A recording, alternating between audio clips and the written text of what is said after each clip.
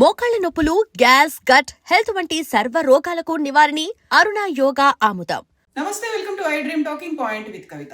9వ కేంద్ర ఆర్థిక శాఖ మంత్రి నిర్మలా సీతారామన్ బడ్జెట్ ని ప్రవేశపెట్టారు.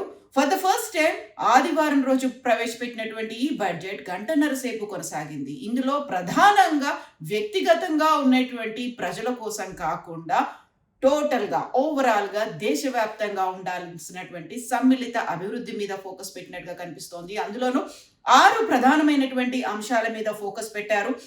ఆర్థిక సుస్థిరతకు 6 రంగాల్లో విస్తృత చొరవ తీసుకుంటున్నట్టుగా నిర్మలా సీతారామన్ అనౌన్స్ చేశారు. సమ్మిళిత ఆర్థిక వృద్ధి ఉంటుంది, ప్రజల ఆకాంక్షలు నెరవేర్చడం, సబ్కా సాత్ సబ్కా వికాస్ ఈ అంశాల మీదే ఫోకస్ పెడుతున్నట్టుగా అనౌన్స్ చేశారు. స్పోర్ట్స్ తో పాటుగా టూరిజం, గేమింగ్, ఆయుర్వేదం, ఉన్నత విద్య, ఉపాధి కల్పన, టెక్స్టైల్ పార్క్స్, ఫిషరీస్, బాలికలు, మహిళలు, దివ్యాంగులు, అందులోనూ మెంటల్ హెల్త్ కు సంబంధించి ప్రత్యేకంగా బడ్జెట్ ను కేటాయిస్తున్నట్టుగా అనౌన్స్ చేశారు.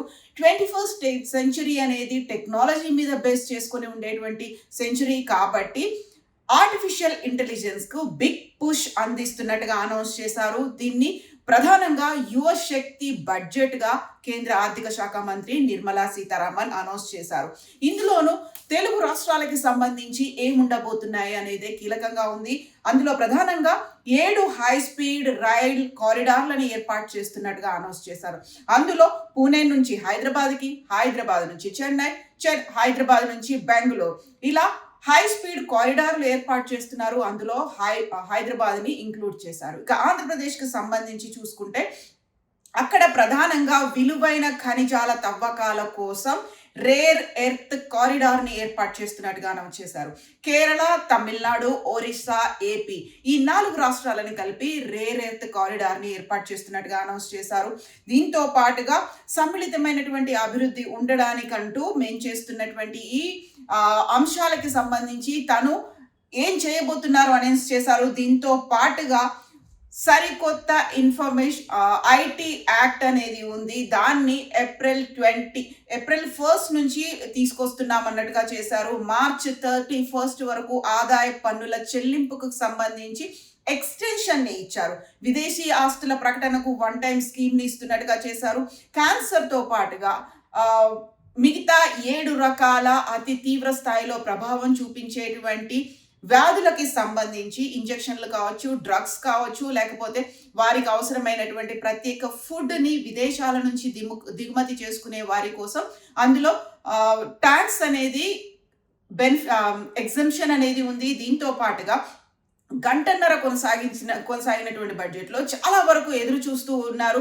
బంగారం ధరతో పాటుగా మిగతా అంశాలకు సంబంధించి ఏ వస్తువుల ధరలు పెరుగుతాయి, ఏవి తగ్గుతాయి అనే దాంతో గత కొంతకాలంగా ఎక్స్పెక్టేషన్స్, స్పెక్యులేషన్స్ వినిపించాయి. ఎవరైతే భార్యాభర్తలు ఉంటారో స్పౌస్లకి సంబంధించినటువంటి ఇన్కమ్ ట్యాక్స్ ఎగ్జంప్షన్ అనేది ఉండబోతోంది అనేట్టుగా, వైఫ్ అండ్ హస్బెండ్ కి సంబంధించి జాయింట్ గా ఇన్కమ్ ట్యాక్స్ ని వాళ్ళు అలో చేయొచ్చు అనేది వినిపించింది. బట్ నిర్మలా సీతారామన్ దానికి సంబంధించి ఏది మాట్లాడలేదు. వ్యక్తిగతంగా ఇండివిజువల్ గా ఉండేటువంటి వారి కోసం కాకుండా ఓవరాల్ గా దేశమంతా సమ్మిళితంగా అభివృద్ధి చెందడానికి ఏ అంశాలైతే ఫోకస్ పెట్టాలో ఆ అంశాల మీదే ఇప్పుడు ప్రధానంగా దృష్టి పెట్టాము అనేది నిర్మలా సీతారామన్ అనౌన్స్ చేశారు. 1.5 అవర్ బడ్జెట్ ఇది అనేది ఈ రోజు జరిగినటువంటి ఈ ప్రత్యేకమైనటువంటి బడ్జెట్. అందులోనూ స్పెషల్ గా జరిగినటువంటి సండే రోజు ప్రారంభమైనటువంటి ఈ బడ్జెట్ తో ఓవరాల్ గా ఒక పాజిటివ్ గా అయితే స్టాక్ మార్కెట్లకు సంబంధించి ట్రెండ్ కనిపించింది. 280 పాయింట్లకు పైగా స్టాక్ మార్కెట్ల లాభాలతో కొనసాగినటువంటి ఈ స్టాక్ మార్కెట్లు, సెన్సెక్స్ కావచ్చు, నిఫ్టీ కావచ్చు, ఒక్కసారిగా భారీ నష్టాల్లోకి వెళ్ళిపోయాయి. 1100 పాయింట్లకు పైగా స్టాక్ మార్కెట్లకి నష్టం ఏర్పడింది అనేది ఇప్పుడు అందుతున్నటువంటి మార్కెట్ వర్గాల నుంచి వస్తున్నటువంటి వార్త. అందులో గంటన్నరలోనే భారీ స్థాయిలో ఒక లాభాలు కనిపించాయి. ఎట్ ద సేమ్ టైం భారీ స్థాయిలో నష్టాలు కూడా కనిపించాయి. ఒక రకంగా అయితే విదేశాలకు సంబంధించి ఎన్ఆర్ఐలు భారతదేశంలో పెట్టేటువంటి పెట్టుబడుల్లో అందులో 5 ఏళ్లకు కూడా వాళ్ళు ఇన్కమ్ ట్యాక్స్ ని సబ్మిట్ చేయాల్సినటువంటి అవసరం లేదు. కొన్ని ఎగ్జంప్షన్స్ ఇచ్చారు. అందులోనూ ప్రధానంగా ఇక్కడ ఉన్నటువంటి ఉమెన్ ఆంటర్‌ప్రెన్యూర్స్ కోసం వాళ్ళు ఏం చేస్తున్నారు అనే దాంతో పాటుగా ప్రతి దేశవ్యాప్తంగా ఉన్నటువంటి ప్రతి జిల్లాలో కూడా బాలికలకు సంబంధించి ప్రత్యేక హాస్టల్స్ ని ఏర్పాటు చేస్తామని చెప్పారు. ఆ తర్వాత మౌంటైన్స్ లో కూడా అక్కడ ఉన్నటువంటి ఉత్తరాఖండ్, జమ్మూ కాశ్మీర్, హిమాచల్ ప్రదేశ్ ఈ ఏరియాల్లో హిల్ రైల్వే స్టేషన్స్ ని, హిల్ కారిడార్లను కూడా ఏర్పాటు చేస్తున్నట్టుగా అనౌన్స్ చేశారు. ఇక దేశవ్యాప్తంగా 10,000 మందికి పైగా టూరిస్ట్ గైడ్ల కోసం అక్కడ టూరిజం మీద ఎక్కువ ఫోకస్ పెట్టబోతున్నాం కాబట్టి టూరిస్ట్ గైడ్లని 20,000 మంది టూరిస్ట్ గైడ్లని మేము ట్రైన్ చేస్తాము అనేది చెప్పారు. అలాగే వికలాంగుల కోసం సంబంధించి కూడా మేము ప్రత్యేకమైనటువంటి ఏర్పాట్లు తీసుకుంటున్నాం, దానికోసం కూడా బడ్జెట్ పెడుతున్నామని చెప్పినప్పటికీ కూడా ఓవరాల్ గా వ్యక్తిగతంగా ఎవరైతే ఉద్యోగస్తులు ఉన్నారో వారికి సంబంధించి కొన్ని ఊరట లభించేటువంటి అంశాలు ఉంటాయి అని ఎక్స్పెక్ట్ చేశారు. నిర్మలా సీతారామన్ నుంచి అలాంటి ఒక ప్రకటన వస్తుందని ఎక్స్పెక్ట్ చేసినప్పటికీ ఆ అంశాలు ఏవి ఇప్పటికి ఫోకస్ కాలేదు. దీని మీద 1.5 అవర్ దాంట్లో నిర్మలా సీతారామన్ ఎలాంటి అనౌన్స్మెంట్ చేయలేదు. సో 7% గ్రోత్ రేటుతో భారతదేశం ముందుకెళ్తోంది అనేటువంటి మాటని చాలా క్లియర్ గా నిర్మలా సీతారామన్ చెప్పారు.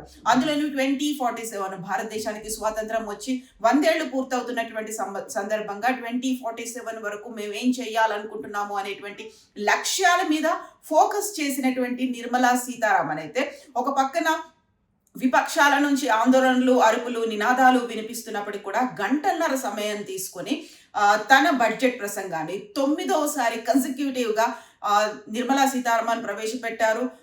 ఈ రోజుకు ఉన్నటువంటి ప్రాముఖ్యతని మాఘ పౌర్ణమి రోజు నేను బడ్జెట్ ప్రవేశపెడుతున్నాను, మంచి రోజు బడ్జెట్ ప్రవేశపెడుతున్నానని చెప్పినప్పటికీ కూడా వ్యక్తిగతంగా ఇండివిజువల్ గా ఉండేటువంటి బెనిఫిట్స్ దొరకలేదు అనేటువంటి వాదన మాటలైతే వినిపిస్తున్నాయి.